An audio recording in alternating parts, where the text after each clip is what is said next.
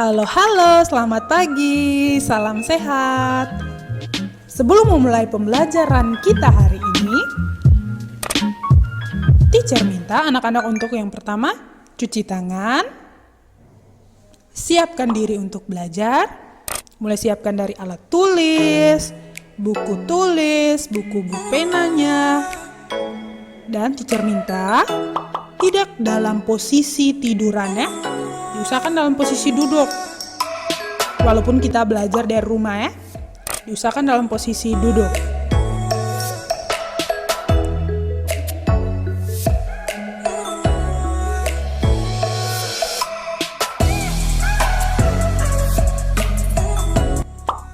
Oke, semua sudah siap?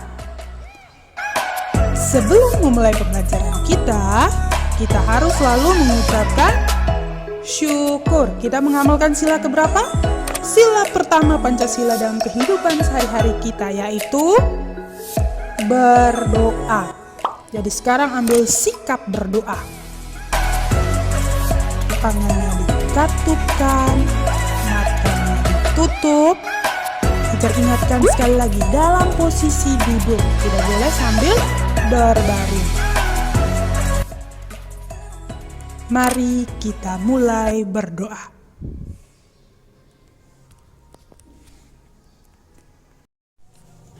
Dalam nama Bapa dan Putra dan Roh Kudus. Amin. Tuhan Yesus, terima kasih atas penyertaan-Mu mulai dari malam tadi hingga pagi hari ini. Sekarang kami akan mulai belajar. Bimbinglah kami dan hindarilah kami dari rasa malas dan ngantuk, agar semua materi dalam pembelajaran ini dapat kami terima dan pahami dengan sungguh-sungguh. Jagalah selalu kesehatan kami, baik itu para teacher, suster, bapak mama kami, dan diri kami sendiri. Semua doa dan harapan ini kami sampaikan dengan perantaran Yesus Kristus Tuhan kami. Amin. Dalam nama Bapa dan Putra dan Roh Kudus. Amin.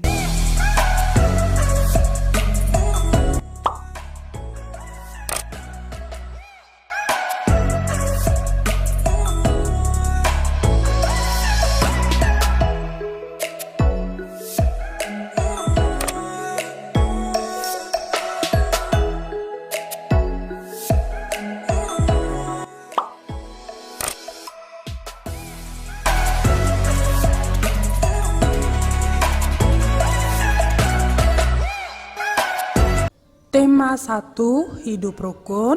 Subtema 1, hidup rukun di rumah. Pembelajaran 4-6. Tujuan pembelajaran, setelah kita belajar hari ini, teacher berharap anak-anak dapat mengidentifikasi ungkapan dalam teks percakapan dengan tepat. Teacher berharap juga anak-anak dapat mengidentifikasi ungkapan dengan membuat dan melengkapi kalimat dengan benar. Setelah pembelajaran ini, teacher berharap anak-anak dapat menentukan nilai tempat suatu bilangan dengan benar. Selain menentukan nilai tempat, teacher berharap anak-anak juga dapat menyebutkan dan menulis lambang bilangan dengan tepat. Setelah melakukan pembelajaran hari ini, teacher berharap anak-anak dapat menjelaskan simbol-simbol Pancasila dengan tepat. Setelah melakukan pembelajaran hari ini juga, anak-anak dapat mengidentifikasi pengamalan sila ketiga, sila keempat, dan sila kelima Pancasila di rumah dengan tepat. Anak-anak juga dapat membedakan tekanan kuat dan tekanan lemah dalam penulisan lagu Ruri Abangku dengan tepat. Setelah kita membedakan tekanan kuat dan tekanan lemah, teacher berharap anak-anak mampu menyanyikan lagu Ruri Abangku sambil memperhatikan tekanan kuat dan tekanan lemah dengan tepuk tangan yang tepat.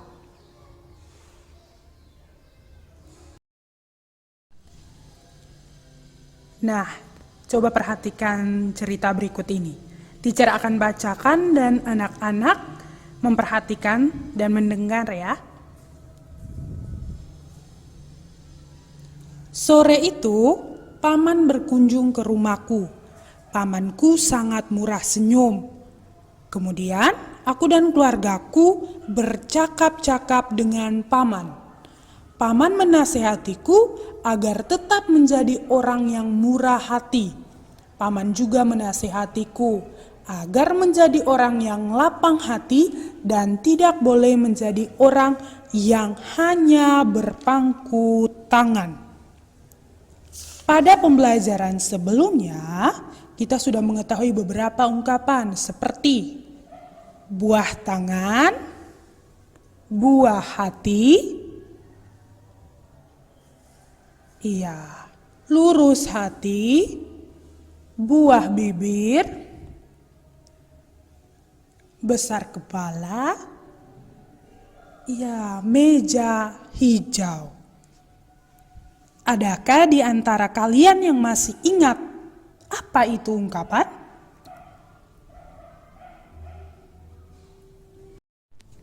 Jadi, yang dimaksudkan dengan ungkapan adalah gabungan kata yang memiliki arti berbeda dengan kata aslinya. Pada cerita tersebut terdapat ungkapan murah senyum, murah hati, lapang hati, dan berpangku tangan. Ungkapan murah senyum memiliki makna ramah. Jadi paman itu adalah orang yang murah senyum, orang yang ramah, yang tegur sapa dengan siapa saja. Murah hati bukan berarti seperti yang teacher bilang kita jual hati kita murah harganya, bukan ya. Jadi makna dari kata murah hati adalah baik hati. Ungkapan berikutnya, lapang hati. Oh teacher, di hatinya kami ada lapangan. Bukan begitu ya. Jadi makna dari ungkapan lapang hati adalah orang yang sabar. Jadi paman itu menasihati ponakannya untuk menjadi orang yang sabar. Dan yang terakhir ada ungkapan berpangku tangan. Ungkapan berpangku tangan memiliki makna yaitu malas. Jadi paman berpesan kepada anak tersebut untuk tidak menjadi orang yang berpangku tangan, orang yang malas, orang yang maunya terima jadi, tidak mau belajar, tahu-tahu dapat 100. Jadi pamannya itu berpesan supaya dia menjadi orang yang tidak hanya berpangku tangan.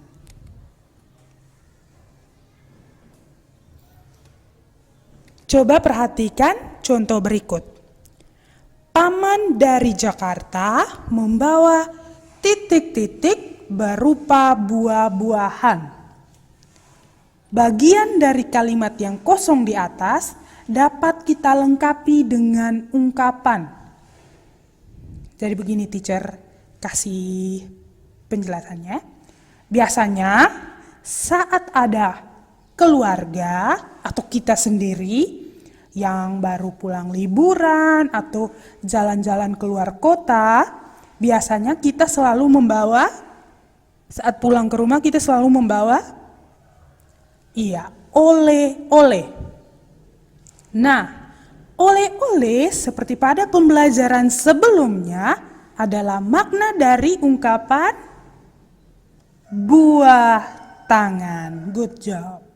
Jadi setelah dilengkapi dengan ungkapan, kalimatnya akan menjadi Paman dari Jakarta membawa buah tangan berupa buah-buahan. Oke, yang kedua. Gilbert tidak boleh ... walaupun ia juara di kelasnya. Bagian dari kalimat yang kosong di atas dapat kita lengkapi dengan ungkapan. Sikap yang harus dimiliki Gilbert saat ia menjadi juara di kelasnya adalah ia tidak boleh sombong. Kata sombong adalah makna dari ungkapan besar kepala. Jadi setelah dilengkapi dengan ungkapan, kalimatnya akan menjadi seperti ini. Gilbert tidak boleh besar kepala walaupun ia juara di kelasnya. Kita juga dapat membuat kalimat-kalimat dari ungkapan yang sudah kita ketahui. Misalnya yang pertama di sini teacher kasih ungkapan murah senyum. Contohnya, anak yang baik adalah anak yang murah senyum. Artinya, anak yang baik adalah anak yang ramah, yang menegur, memberi salam, dan menyapa semua orang. Yang kedua, ungkapan murah hati. Contohnya, Gilbert adalah anak yang murah hati. Artinya, Gilbert adalah anak yang baik hati. Setelah paman pulang, keesokan harinya, ayah mengajak aku, Kak Dina, dan ibu untuk berkumpul bersama. Kami akan menonton film. Namun sebelum kami menonton, ayah mengajak kami bermusyawarah menentukan film yang akan kami tonton. Jadi, di sini teacher tampilkan percakapan di antara ayah, Randy, Kak Dina, dan ibu. Teacher bacakan dan anak-anak memperhatikan dan mendengarnya. Ayah, kita akan menonton film bersama.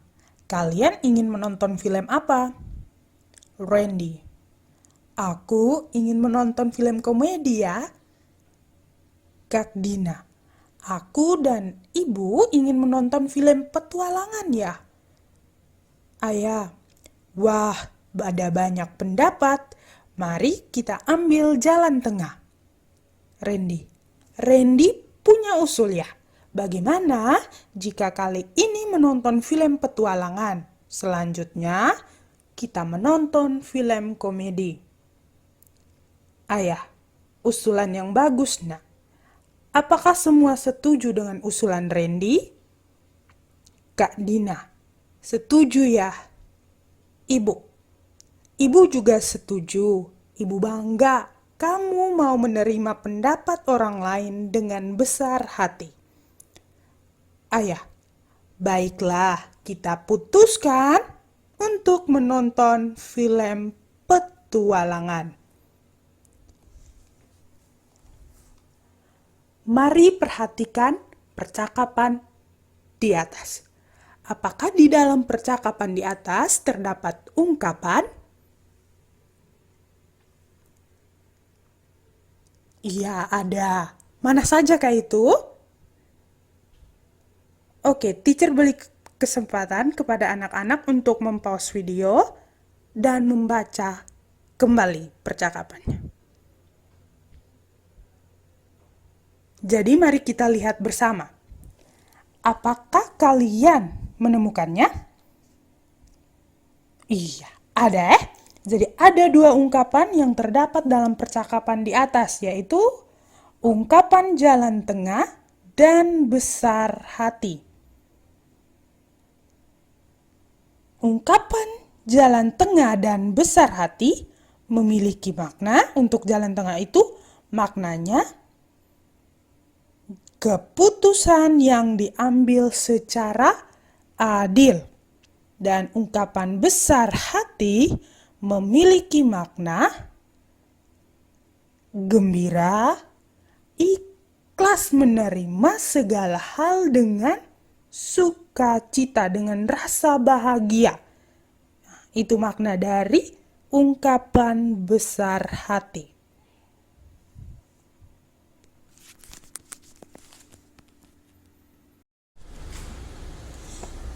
Dalam percakapan di atas antara Ayah, Dina, dan Randy, mereka ingin menonton film. Sebelumnya, mereka bertiga melaksanakan diskusi atau musyawarah bersama untuk menentukan pilihan film yang sesuai. Nah, sikap mereka yang musyawarah atau diskusi ada di dalam sila-sila Pancasila. Nah, sekarang kita akan belajar tentang sila-sila Pancasila itu. Nah, pada kali lalu kalian sudah belajar tentang sila pertama dan sila kedua. Kali ini kita akan belajar tentang sila ketiga, sila keempat, dan sila kelima. Kalian masih ingat kan? Ya, bagus. Sila ketiga bunyinya bagaimana? Persatuan Indonesia. Masih ingat lambangnya? Apa lambangnya? Ya, lambangnya pohon beringin. Sangat jelas dalam kalimat Persatuan Indonesia. Kata persatuan itu mau mengajarkan kepada kita supaya dalam kehidupan kita setiap hari kita harus selalu bersatu, selalu bekerja sama. Di sini teacher menyebutkan atau menampilkan beberapa kegiatan di rumah yang menunjukkan pengamalan sila ketiga itu. Misalnya apa ya? Makan bersama, bagus. Nonton televisi bersama, ya. Apalagi bekerja sama membersihkan rumah, dan masih ada banyak contoh lain kegiatan yang menunjukkan kerjasama dan rasa persatuan yang kita laksanakan bersama-sama di rumah. Sila keempat bunyinya coba cukup panjang, tapi siapa masih ingat? Bagus. Kerakyatan yang dipimpin oleh hikmat kebijaksanaan dalam permusyawaratan perwakilan. Coba kamu lihat gambar di sampingnya. Ya, gambarnya adalah kepala banteng. Dalam kalimat atau dalam sila keempat ini ada kata permusyawaratan. Permusyawaratan kata dasarnya musyawarah. Musyawarah itu sama saja dengan diskusi. Kita duduk bersama-sama dan menentukan pilihan secara bersama untuk kita laksanakan bersama-sama. Atau kalau kita mau buat sesuatu banyak pendapat, teman satu maunya begini, satu maunya begini, satu lagi maunya begini.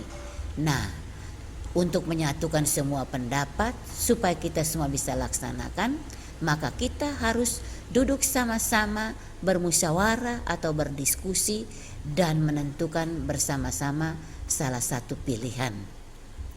Nah, dalam kehidupan bersama di rumah pun pasti ada musyawarah dalam kegiatan keluarga. Di sini teacher berikan beberapa contoh. Misalnya bermusyawarah untuk piknik bersama. Itu sama saja begini anak-anak. Misalnya bapak maunya piknik di Krokowolong, mama maunya piknik di Tanjung, anak-anak lain mungkin mau pilih di Pantai Paris dan lain-lain. Nah, dalam keluarga harus duduk bersama, diskusi, musyawarah bersama dan menentukan mana yang pas untuk pergi berpiknik.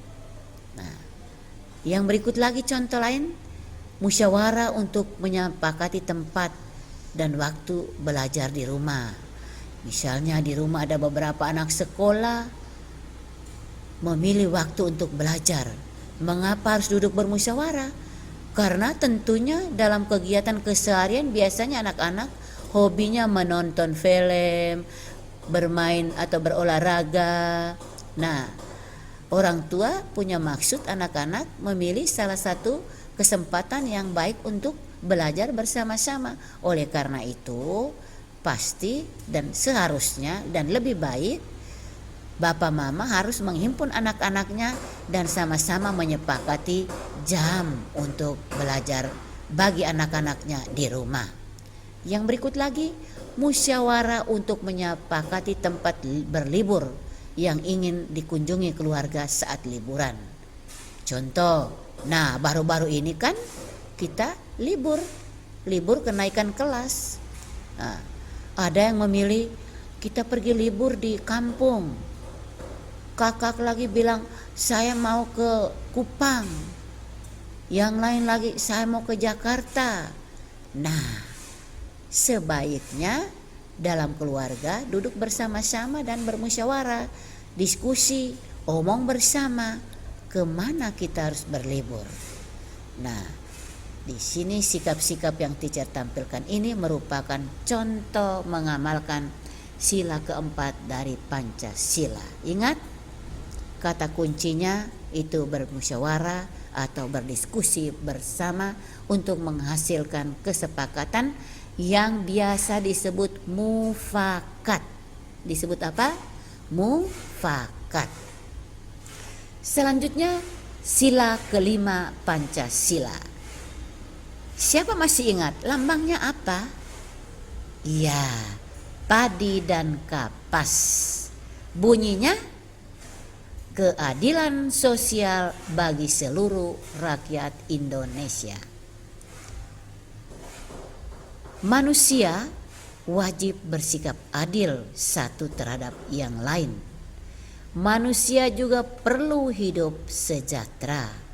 Oleh karena itu, untuk mencapai kesejahteraan itu perlu sekali sikap hemat dalam memanfaatkan apa yang tersedia agar tidak cepat habis.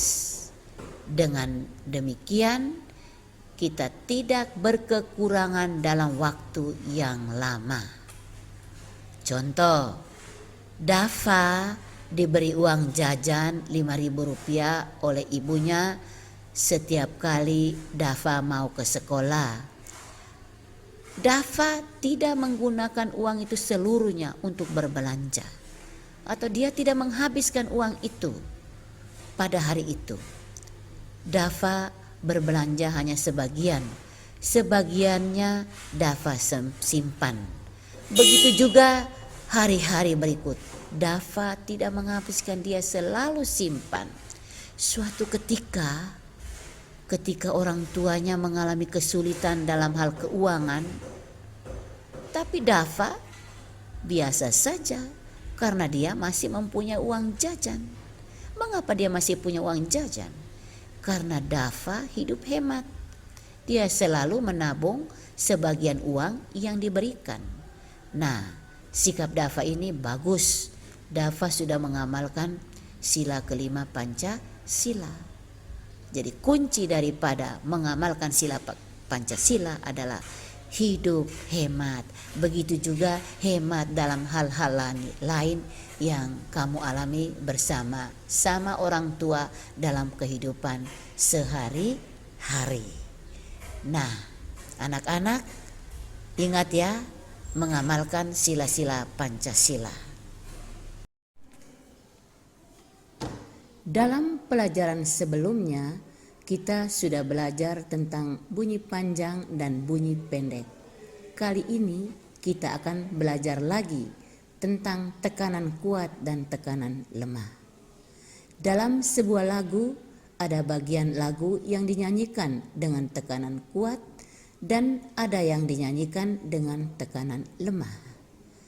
Tekanan kuat selalu berada pada ketukan pertama. Ketukan pertama berada di sebelah kanan garis birama. Garis birama adalah garis yang membatasi ruas birama yang satu dengan ruas birama yang lain. Ruas birama adalah bagian yang terdapat antara garis birama yang satu dengan garis birama yang lain. Selanjutnya, birama adalah berulangnya kembali jumlah ketukan pada lagu.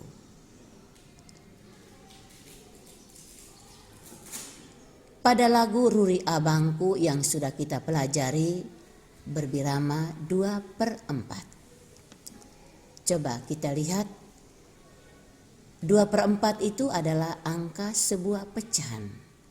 Angka 2 itu disebut penyebut.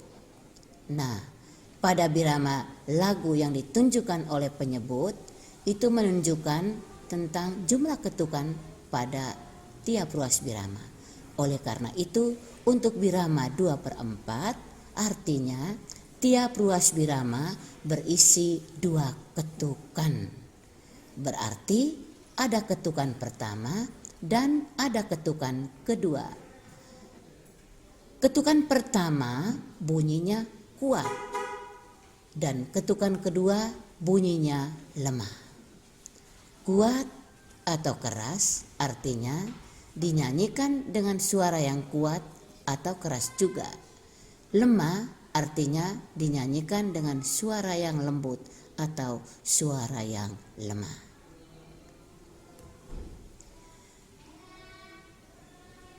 Kali ini untuk membantu kalian atau mempermudah kalian, untuk ketukan pertama yang kita bunyikan dengan tekanan kuat, teacher berikan tanda menggunakan titik yang tebal. Sedangkan tanda bintang untuk menandakan ketukan yang kedua atau bunyi yang lemah atau lembut. Untuk lebih jelas, mari kita lihat pada teks lagu berikut.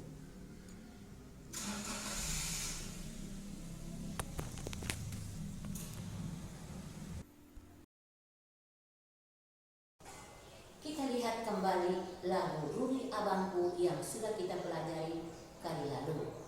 Namun kali ini kita belajar tentang tekanan kuat dan tekanan lemah dalam lagu.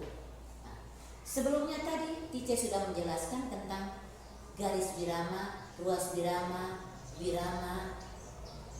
Oleh karena itu lebih jelasnya teacher akan menunjukkan di sini. Inilah garis birama.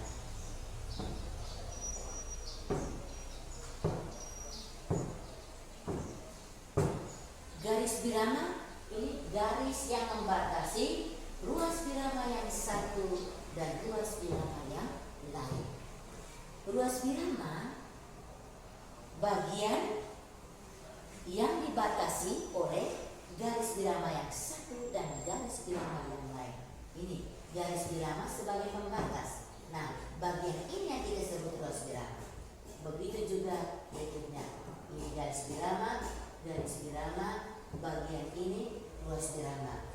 Begitu juga bagian bawah. Ini garis birama, ini ruas birama.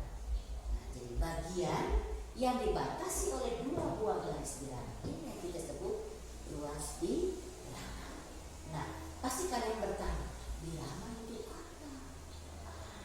Birama adalah berulangnya kembali jumlah ketukan pada lagu. Nah, coba anak perhatikan ke sini pada teks lagu ini. Ini yang kita sebut birama lagu. Birama lagu selalu ditulis pada bagian kiri atas dari sebuah teks lagu. Ada angka 2, ada angka 4. 2/4. Kalau dalam matematika nanti kemudian kamu akan belajar juga tentang pecahan. Di sini angka 2 ini disebut pembilang. Nah, angka 2 ini yang menentukan jumlah ketukan setiap ruas birama. Jelas, berarti pada lagu Ruri Abangku ini tiap ruas birama berisi 2 ketuk. Ini 2 ketuk. Yang jelasnya nanti sebentar kita akan lihat dalam contoh bernyanyi. Kali ini kita mau belajar tentang tekanan kuat dan tekanan lemah. Nah, lagu ini punya 2 ketuk tiap ruas irama. Berarti ada ketukan pertama dan ada ketukan yang kedua. Ingat baik-baik, teacher mau katakan. Tekanan kuat selalu berada pada hitungan pertama untuk setiap birama. Di sini ada 2 ketukan ya. Nah, berarti ketukan pertama itu adalah tekanan kuat atau keras. Artinya kalau kita menyanyikan pada bagian itu suara kita harus kuat atau keras. Begitu juga kalau kita praktekkan menggunakan tepukan tangan. Ketukan pertama tepukannya keras dan ketukan kedua itu tepukannya lemah atau lembut. Nah, pasti bertanya, di mana ketukan pertama? Nah, ketukan pertama selalu berada di sebelah kanan garis birama. Nah, ini garis birama. Sebelah kanan. Mana tangan kanannya? Oke, berarti ada di nada yang mana? Fa atau sol? Ya, ada di sini. Sebelah kanan ya. Ini. Setelah garis pertama, ketukan pertama dan itu tekanan kuat. Begitu juga di sini. Pada ruas birama berikut ada di nada mana? Oh, iya. Selanjutnya ada di nada re. Selanjutnya ada di nada fa. Selanjutnya di nada la. Selanjutnya di nada mi. Selanjutnya sol, do, fa, la, sol, fa, do. Jelaskan? Ada berada di sebelah kanan garis birama.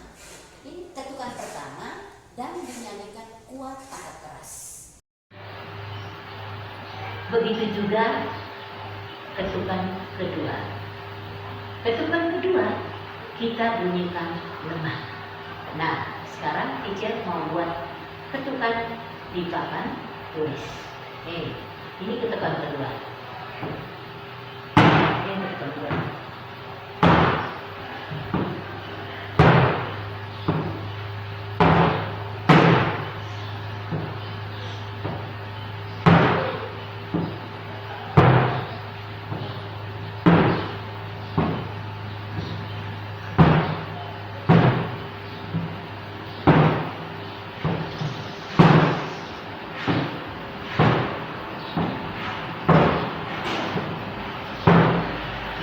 Bisa juga kita memperhatikan menggunakan tepukan tangan. Ketukan pertama keras, ketukan kedua lemah. Nah, coba kita sama-sama. 1, 2, 1, 2, 1, 2, 1, 2, 1, 2, 1, 2. Nah, sekarang coba kita bernyanyi sambil membuat ketukan kuat dan ketukan lemah atau tekanan kuat dan tekanan lemah. Masih ingat kan lagu Ruri Abangku? Ruri, Ruri adalah abangku, rajin dan senang belanja. Dengan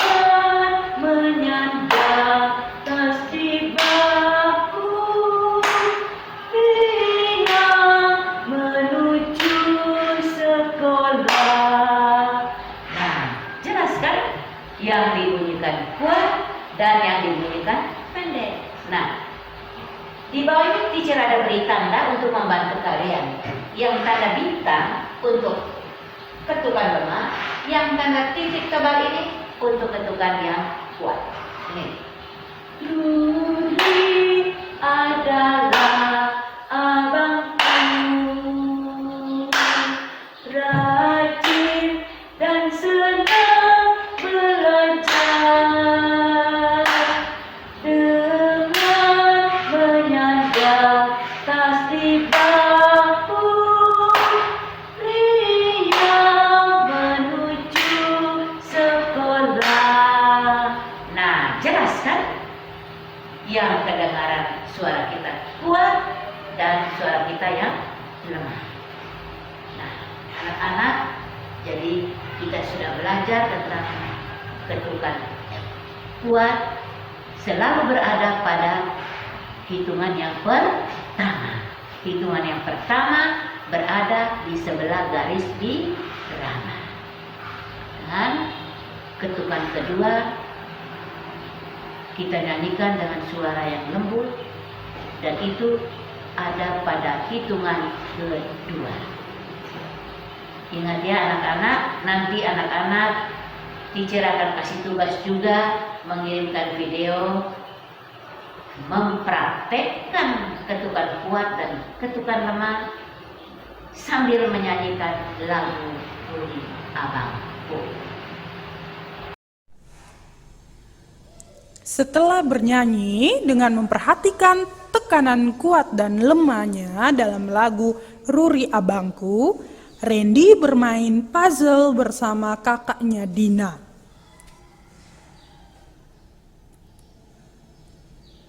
Puzzle yang disusun Randy dan kakaknya membentuk tulisan bilangan. Dibacanya berapa ini? Bagaimana? 161.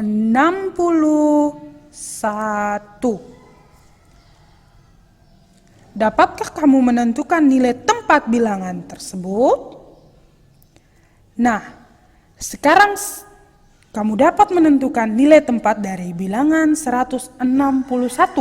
Namun sebelum lanjut menentukan nilai tempat dan bilangan 161, teacher ingatkan kembali tentang nilai tempat. Di sini teacher gambarkan dengan contoh kotak-kotak kecil atau kubus kecil.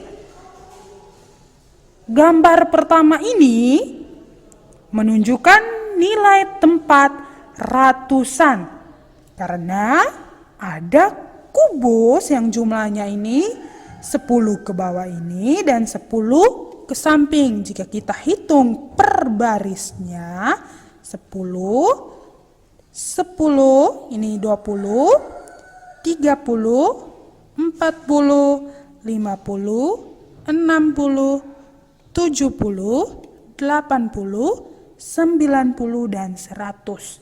Jadi nilai tempatnya ratusan. Gambar yang kedua menunjukkan nilai tempat puluhan karena hanya terdiri dari 10 kubus kecil ke bawah. Dan yang ketiga,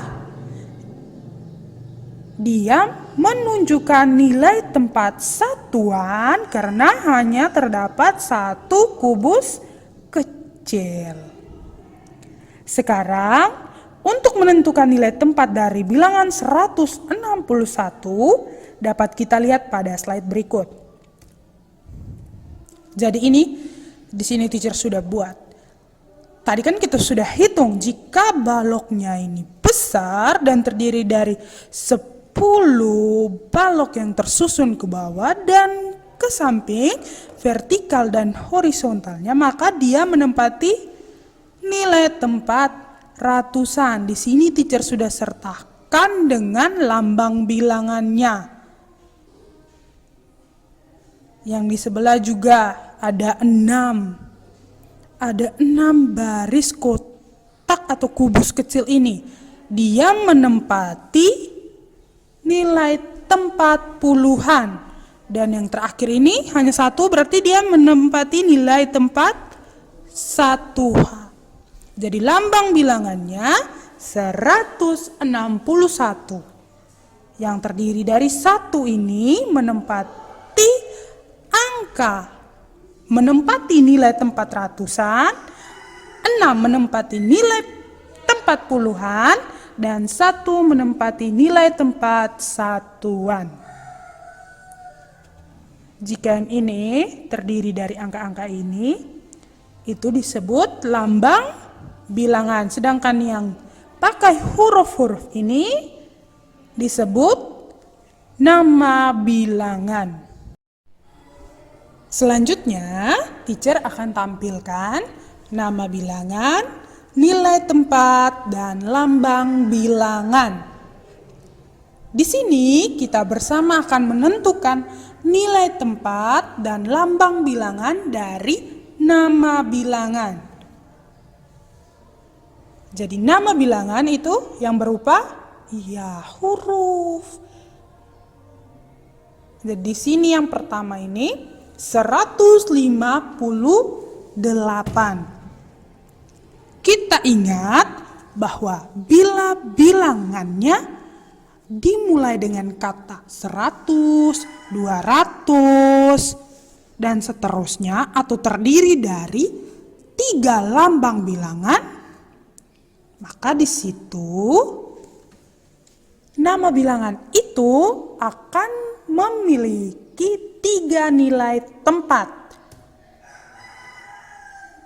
Nilai tempat ratusan, puluhan, dan satuan. Berarti yang kita tulis pertama atau menempati nilai ratusan adalah lambang bilangan 100. Nilai tempat yang kedua adalah puluhan. Lambang bilangannya yaitu 50. Di urutan yang ketiga, nilai tempatnya adalah satuan. Maka kita tulis dengan lambang bilangan 8 saja. Kenapa 8? Karena untuk nilai tempat satuan, dia itu harus terdiri dari 1 lambang bilangan saja, atau dia itu hanya tunggal, tidak ada temannya lagi. Jadi sekarang setelah kita melihat nilai tempatnya, kita akan menemukan lambang bilangan seperti ini. 158.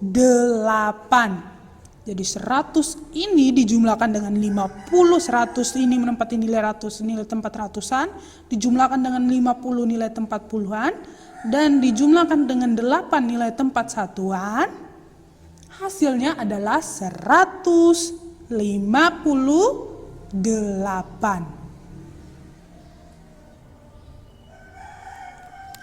Yang kedua, 134. Ya, berarti terdiri dari 3 lambang bilangan. Oke. Yang pertama, 100 menempati nilai tempat. Oke, nilai tempat ratusan. Berarti kita harus tulis ada 3 lambang bilangannya 100.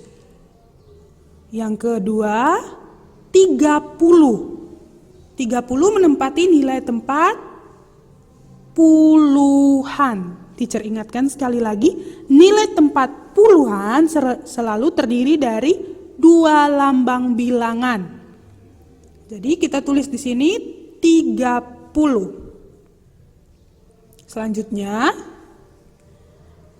nilai tempat satuan yang selalu terdiri dari 1 lambang bilangan atau lambang tunggal. Nilai tempatnya satuan kita tulis hanya 4. Hasil penjumlahan 130 dan 4 akan menghasilkan nilai bilangan yang ini, lambang bilangan yang ini.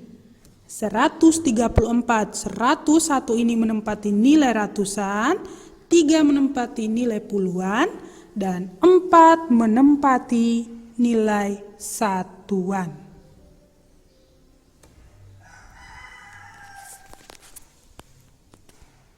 Jadi untuk subtema pertama ini, anak-anak sudah mempelajari tentang ungkapan, tentang simbol-simbol Pancasila dan pengamalannya, mulai dari sila pertama, sila kedua, sila ketiga, sila keempat, dan sila kelima Pancasila dalam kehidupan sehari-hari mereka di rumah. Selanjutnya mereka juga sudah mengenal nama bilangan, nilai tempat, dan lambang bilangan, dan juga sudah mampu menentukan tekanan kuat dan tekanan lemah, serta bunyi panjang dan bunyi pendek dalam menyanyikan Pelajaran sebuah kita hari lagu. ini hanya sampai di sini. Teacher berharap kalian semua tetap menjaga kesehatan dan tetap menjaga protokol kesehatan. Baik, sebelum menutup kegiatan, mari kita tutup dengan doa. Dalam nama Bapa dan Putra dan Roh Kudus. Amin. Terima kasih Tuhan, Engkau sudah membimbing kami waktu kami belajar tadi. Semoga apa yang kami sudah dengar dari teacher dapat kami ingat dan kami kerjakan ketika soal-soal dikirim untuk kami selesaikan dengan baik. Dalam nama Bapa dan Putra dan Roh Kudus. Oke, teacher, akhiri pembelajaran kita hari ini. Sampai bertemu di video pembelajaran berikutnya. Bye.